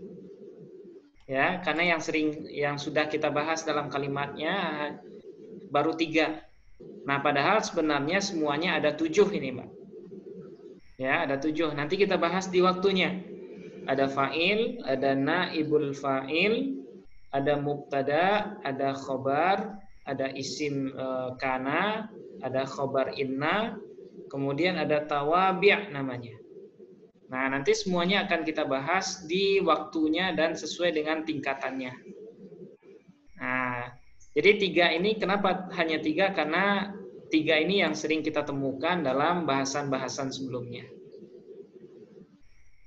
Nah, seperti itu Mbak Rahma ya. Ya, nanti kita bahas semua insya Allah.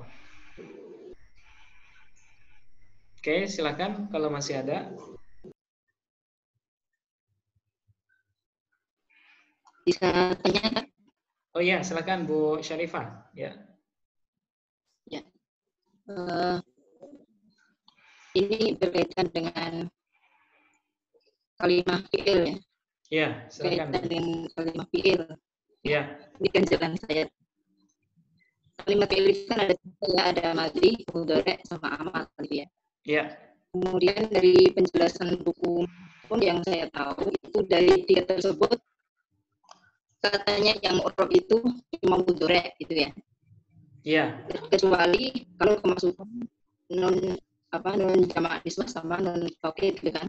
Sedangkan madhi sama amar terutama madhi ini ya itu kan maftuhul badan ya, mabni. Ya, mabni ya. Tapi nyatanya ketika kita lihat di contoh itu kalau kemasukan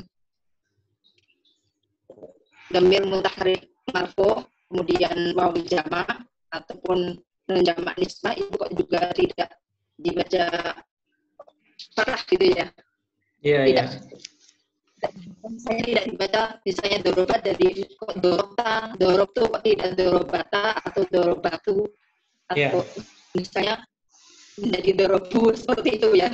Iya, Bu. Begitu juga fil amr masukkan non pakai itu juga apa namanya tidak idrib ya Mas. Misalnya ada yang antuna itu idribana atau idriban begitu. Minta penjelasannya tak. Oke, baik Bu. Itu Ya. Jadi sebenarnya semua atau gimana semua gitu. ya, insya Allah kita bisa jelaskan sekarang ya, bisa jelaskan sekarang. Nah, cuma mengingat semua peserta belum sampai ke bahasan fiil. Nah, saya mohon maaf belum bisa jelaskan detail sekarang gitu ya. Karena kita nyicil masalahnya, Bu. Kita nyicil sekarang itu yang kita bahas baru isim. Nah, baru isim ya. Kalau nanti langsung saya jelaskan fiil juga, khawatirnya bagi sebagian peserta lain yang masih dari awal, nah mereka agak kebingungan takutnya nanti.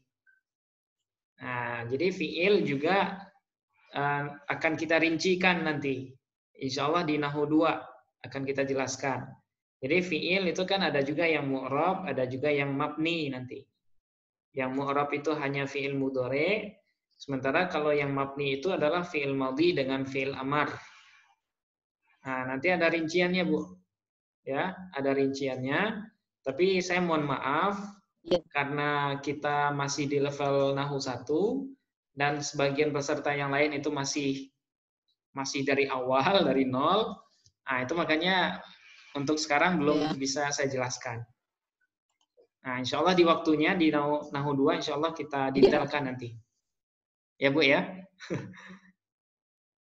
Mohon maaf. Mohon maaf. Ya. Ya. Ya. Sama-sama. Oke. Nah, mungkin ini untuk review ya, untuk review seperti ini. Nah, untuk tugas menjelang kita masuk menjelang masuk Nahwu 2. Nah, ini ada latihan sederhana yang saya tuliskan di akhir simpulan ini. Nah, silakan Bapak Ibu tulis ulang di catatan masing-masing. Harkati sesuai dengan i'rabnya. Kemudian di bagian 2-nya ini ada translate ke bahasa Arab. Ya, seperti latihan-latihan yang kita contohkan di pertemuan ya.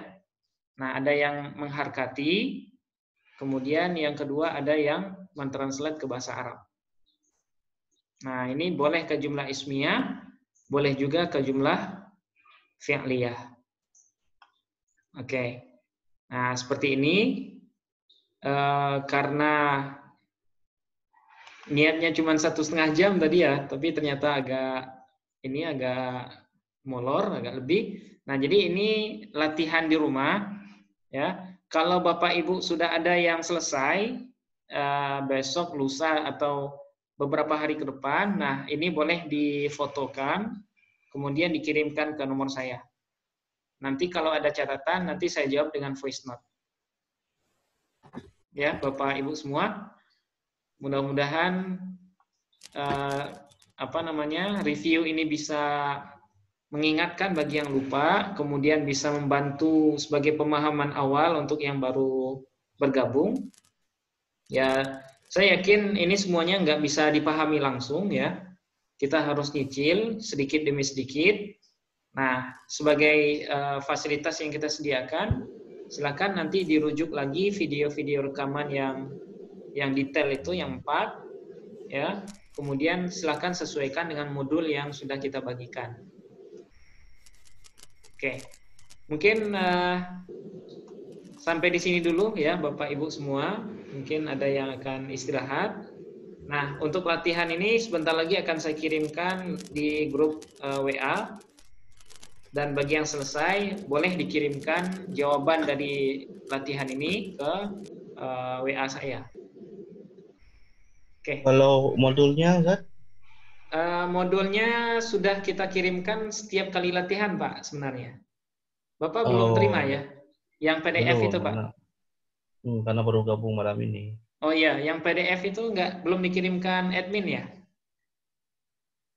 Nampaknya sih belum di grup yang coba lihat. Oh ya udah, nanti saya ingatkan. Itu modulnya kita pecah, Pak. Jadi setiap pertemuan itu ada modul, kemudian ada ringkasan materi, kemudian ada video. Bapak Rahmat Adam ya, Pak ya? Ya. Nah, oke, setelah ini nanti saya sampaikan ke adminnya supaya nanti dibagikan. Nah, kalau seandainya Bapak ada pertanyaan, boleh ditanyakan di grup ataupun Japri. Gitu ya, Pak ya? Terima kasih. Ya, sama-sama. Oke, mungkin sampai di sini dulu Bapak Ibu semua. Insya Allah. Ustaz, maaf. Oh iya, Ustaz, ada. maaf. Yang latihan yang paling bawah tolong ditampilkan lagi, mau saya buka. Oh iya. Nanti saya kirim ke Bu. Nanti saya kirim. Oh gitu. Oke. Ya. Baik. Oke. Terima kasih. Ya, sama-sama Bu. Oke, sampai di sini dulu Bapak Ibu semua. Kita akhiri dengan hamdalah. Alhamdulillahirabbil alamin. Insyaallah kita bertemu lagi di hari Senin ya. Kita ketemu hari Senin sampai hari Kamis besok ya untuk materi Sharaf 1. Oke, sampai di sini. Assalamualaikum warahmatullahi wabarakatuh. Waalaikumsalam. Terima kasih Ustaz. Ya, sama-sama Pak. Allah. Oke. Terima kasih Pak Ustaz. Ya, sama-sama Pak. Jazakallahu khairan. Terima kasih. Syukran. Ya, oke, sama-sama Mas. Syukran Ustaz, terima kasih. Ya, sama-sama Bu. Mudah-mudahan bisa dipahami Bu. Ya, walaupun agak pelan ya. Ya, karena harus. saya betul-betul pemula. Ya, nanti kalau ada ada pertanyaan silahkan aja Bu di grup atau Japri boleh. Ya. Ya. Ya. Oke, kita tutup ya, Oke, Bapak Ibu semua. Makasih Ustaz ya ilmunya. Ya, sama-sama Pak. Assalamualaikum warahmatullahi wabarakatuh. Waalaikumsalam warahmatullahi wabarakatuh.